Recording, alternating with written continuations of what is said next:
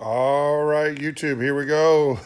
So the big day, we're gonna seal in the fuel tanks. You're gonna hear a lot of noise in the background. Got the grandkids out here riding their scooters and everything here at the airport at the hangar. But in the meantime, today we are going to get these end pieces mocked up, not mocked up, but finished up, pro sealed up, and then get them riveted. I've got 12, I've counted. We need 12 of the 3/16 rivets. So I got all those ready to go. And so what we'll do, the first order of operation is we'll seal up these tooling holes. We already did, like I said, the other day, I did a sample to make sure that my alligator squeezer, the beast here, which puts about 9,000 pounds of pressure on a rivet, so it does it. But I did, just to verify, I did seal up one of my wall of shame pieces, so I know this will work. And that reminds me, before I get into trouble, because I set the pressure of my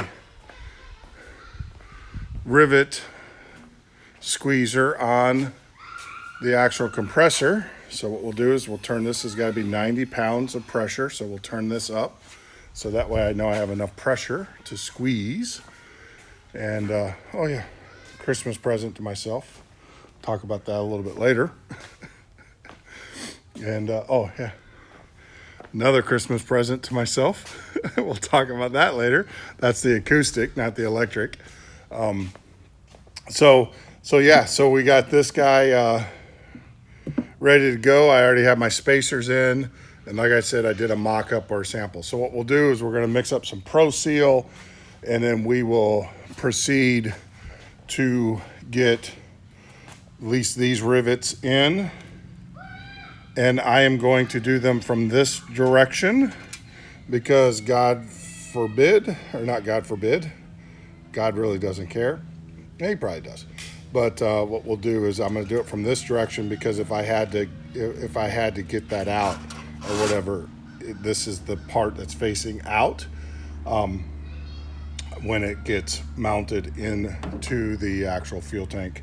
So the head of the rivet, that way I have access to it because that's the side that you're going to drill if you needed to get that rivet out for any reason. I don't see that happening, but that's, and it also looks better that way to have the finished head showing to where you can see it. So that's the order of operation. We're going to get some Pro Seal mixed up, and we'll get all these tooling holes